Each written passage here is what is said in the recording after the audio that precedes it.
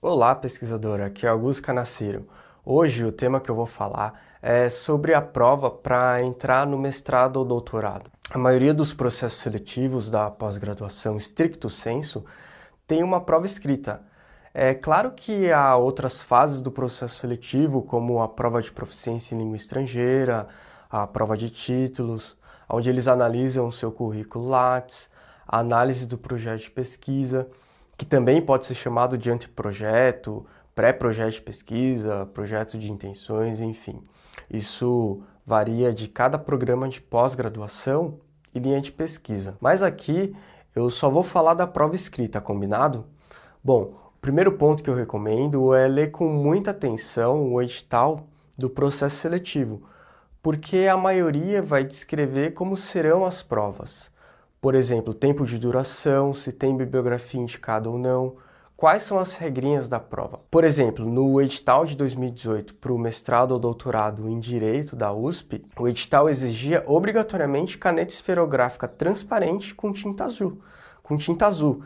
Imagina você na prova com uma caneta preta ou com uma caneta na cor azul, mas com aquele corpo opaco, sabe? Não transparente. Então você precisa saber das regrinhas para fazer a prova. Então leia o edital com atenção. Isso evita surpresas indesejadas no dia da prova. Outro ponto importante é saber quais conteúdos vão ser exigidos nos exames e como que eles vão ser cobrados. Ou seja, você tem que saber a forma e o conteúdo das provas que você vai enfrentar.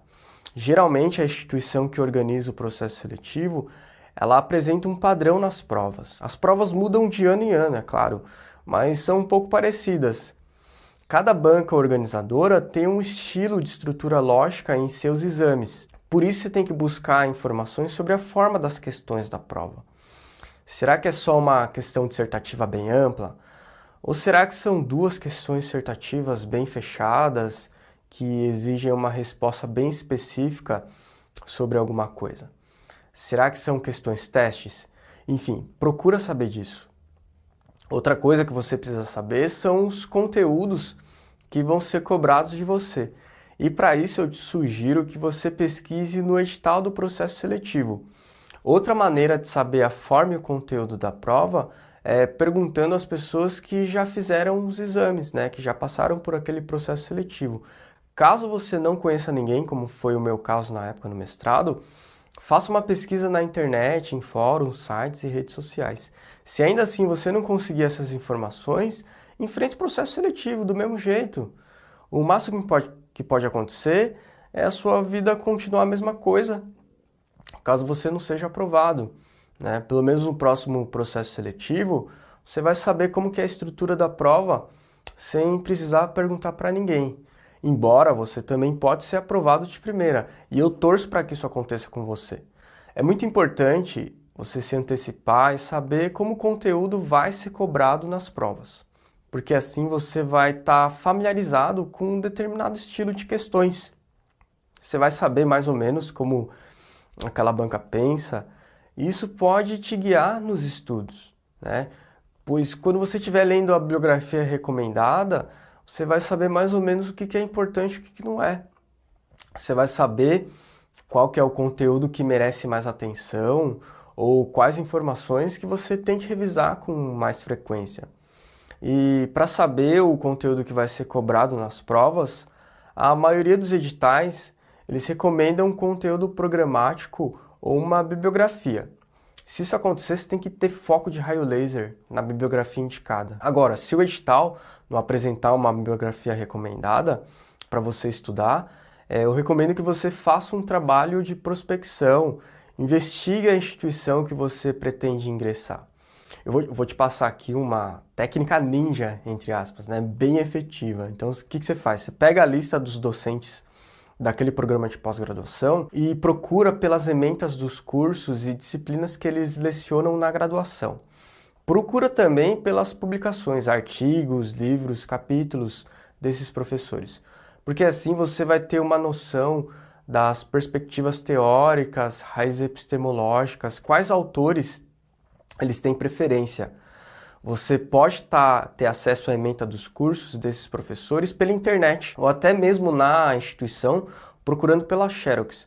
Eu me refiro aqui à copiadora, onde os professores deixam os textos xerocados para os alunos. Então, eu vou pegar como exemplo a Universidade de São Paulo. Ela tem um sistema que se chama Jupyter Web, que agrega todas as disciplinas das graduações oferecidas por essa universidade.